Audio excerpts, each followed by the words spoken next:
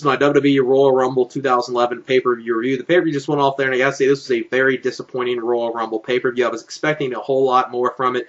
The two title matches were enjoyable, but even those were a bit disappointing. I was expecting more from them too. The Divas match, like expected, was just filler. No one was expecting much with that.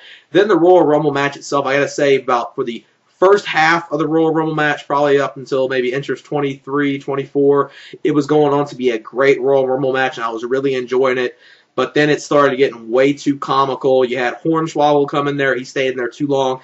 I would have been okay with a little comedy involved in that match with Hornswoggle out there. That didn't necessarily, I could somewhat deal with him in there, but he stayed in there way, way too long, and that just ruined it right there. And they were building CM Punk from the beginning. He was entrance number one. They were building up so much. He kept on eliminating so many people.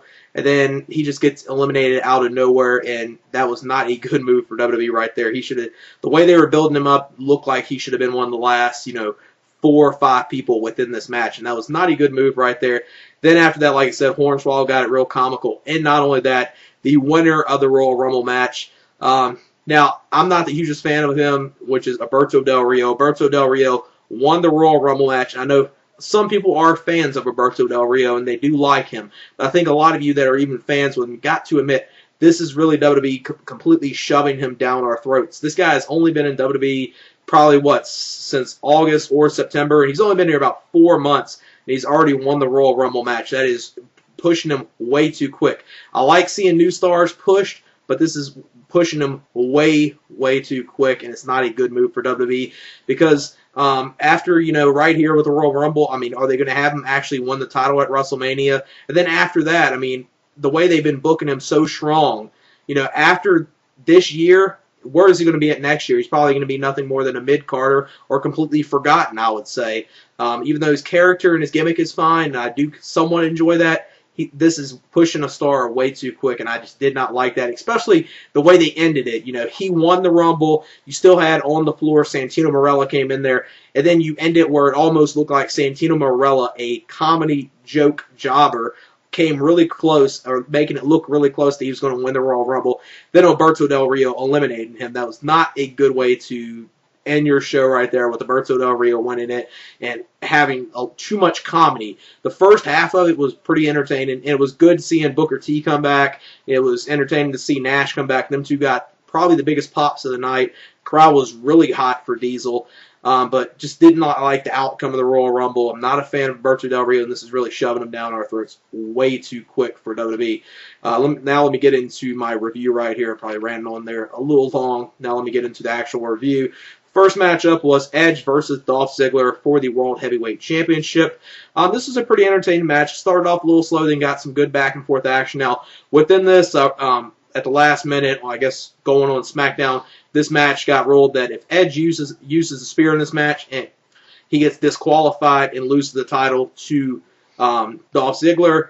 He actually did hit the spear in this match, and I was kind of worried they would have had this match ended disqualification. But what they did was at one part, you saw Vicky Guerrero, she was trying to get involved in the match. Then you saw Kelly come out there, shoved Vicky Guerrero to the floor. Then the ref was knocked down as well. Then Edge hit the spear.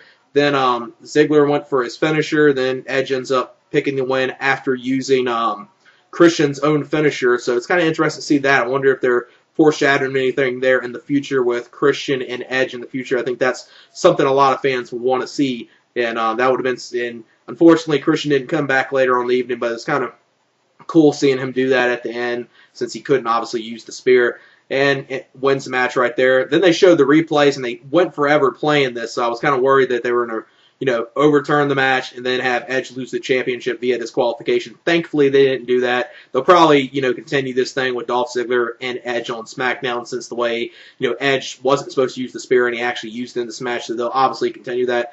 Pretty decent match to start the show. I'd say about 3 1/4. I was expecting a little more from these two, though. Then the next matchup was the other title match of the night. This was for the WWE Championship. This was Randy Orton versus The Miz. I gotta say, this was entertaining. These two worked very well with each other. You saw some good back and forth action.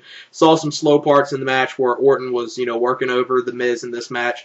But it was fairly entertaining. But just like the opening, I was expecting a little more from this with these two. I thought this match would have been maybe something great, but it wasn't that. It was just maybe a good world title match, and that was basically what it was.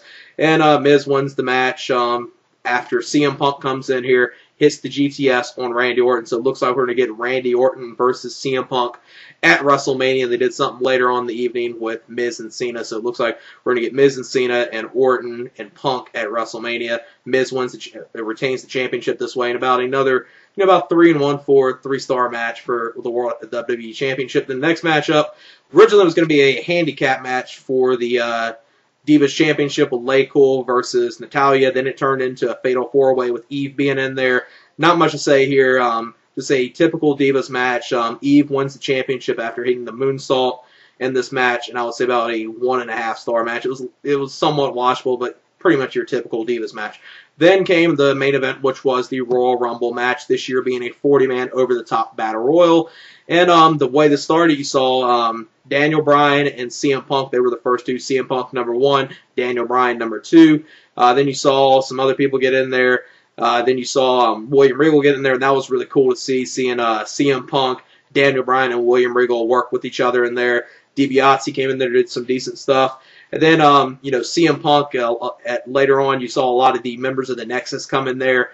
They started eliminating people left and right. CM Punk was pretty much eliminating them via their help. And then after that, for a little bit, then you saw Khali come in there. He broke it up for a little bit with the Nexus members and CM Punk. Then he got eliminated fairly quick. He did eliminate one of them. He eliminated Mason Ryan. Then I think you saw not David Otunga, but you saw Mason Ryan eliminate Khali. I meant to say not Khali actually eliminated him. Khali eliminated Husky Harris. That's what happened. Then Mason Ryan came out there. Then you saw CM Punk come out there. He eliminated Ryan. He eliminated Otunga. Then he eliminated McGillicuddy. Then obviously it was CM Punk and John Cena in there. Then Hornswoggle was in there. And this one when it went completely downhill. Before this, you did see Booker T. He was out there. He got a big pop from the crowd. But then when Hornswoggle came out there, it just completely went downhill. Too much comedy, and he was in there way too long. It could have dealt with him maybe being in there a minute or two, but it just felt like he was in there forever and stayed in there way, way too long, and actually got in some offense as well. Just was not a good thing to do right there. Then you saw Jack Swagger and Rey Mysterio come in there later. They kind of helped it out a little bit. Then Diesel came in there. He was entrance number 32. Diesel, a.k.a. Kevin Nash, he got a huge pop from the crowd, and the crowd was really hot for him. He probably got the biggest pop of the night right here. It was cool to see him, go back in the Diesel gear, kind of like for the nostalgia factor for the Royal Rumble, so I didn't mind that. Then at the end of the Royal Rumble, like I said, Alberto Del Rio wins the Royal Rumble, and just not a good thing for WWE to have him win the Royal Rumble. Way too quick to give him this much of a push already within WWE, and just not a smart move from them. I know some people are fans of him, but I just don't see anything in him, at least not yet, and not this soon. I mean, he's only been there, 4 months on television. He's already got a shot at the WrestleMania pay-per-view, WrestleMania 27. Not a good thing for WWE right here. Are they going to do something where he's going to put up his WrestleMania shot up on the line against maybe Rey Mysterio or something, or is he actually going to go to Mania as taking on the champion? We'll just have to wait and see. I don't think they would do that, because if they do that, it will devalue what the Royal Rumble means. But just the way they ended this, with Santino, he was knocked out. Alberto Del Rio, he gets announced as the winner. Then Santino comes in there, does the Cobra. Looks like he's actually going to win the Royal Rumble, and that would have even been more of a joke. I can deal with Alberto Del Rio over him. That would have even been more of a joke if that happened. So with some of that stuff, the comedy stuff, the stuff ending with Santino, that Royal Rumble match, I got to say, before all the comedy stuff and that stuff they did, it was going on to be a very fun Royal Rumble, and I was actually enjoying it a whole lot.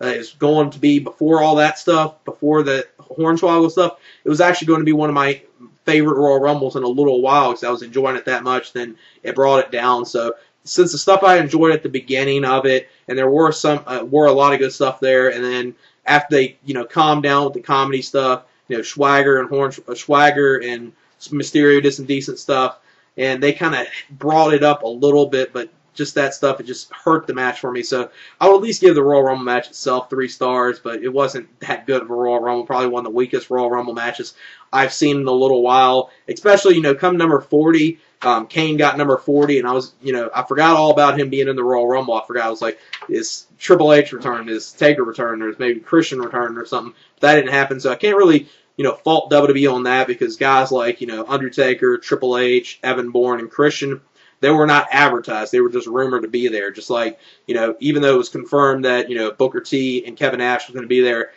due to dirt sheets, they were confirmed. Those people weren't really confirmed to be there, so I can't fault WWE with that. But this was not that good of a Royal Rumble. The 2 title matches were decent, but I was expecting more from it, and the Royal Rumble match was very, very disappointing, and the women's match was just there. So I would give it this Royal Rumble about maybe a 5 to a 6 out of 10 at best, and not a Royal Rumble I would necessarily recommend people to check out. The interesting stuff they did in the Royal Rumble, which one thing I did forget, was The Miz. He was out there on announcing because Alex Riley was out there, and he came in there and eliminated John Cena. So they obviously built up a few things that were looking like we're going to see at the WrestleMania pay-per-view on here with Miz eliminating John Cena. It looks like we'll get Miz and John Cena. It looks like we'll get Randy Orton versus CM Punk, which those 2 matches I think are definitely Mania-worthy, and both of them could be great things to see at WrestleMania. So at least we got a little something to see there for WrestleMania. Now, Alberto Del Rio, what are they going to do with him? The one thing they could possibly do is have Rey Mysterio win the title at the Elimination Chamber pay-per-view and have Rey Mysterio versus Alberto Del Rio at WrestleMania. Obviously, it will not be a main event title match. It would be the second, tier, main event. Would be the title match earlier on in the evening at WrestleMania. But since they've had history with each other, they might do that, because I can't see who else will Alberto Del Rio take on if it's not someone like Rey Mysterio. I can't see him taking on Edge, but they have done stuff with them too as well, so they could do Edge and Alberto Del Rio. But if you want to do a better match, even though I'm not that much of a fan of Alberto Del Rio, him and Rey Mysterio could probably at least deliver a watchable to possibly very good, at least a good Mania match. But hopefully he doesn't win the title at WrestleMania, because that would even be shoving it down our throats even more. But the way they've been booking him, I will not be shocked to see that. So that's it for my WWE Royal Rumble 2011 pay-per-view review. All right, peace.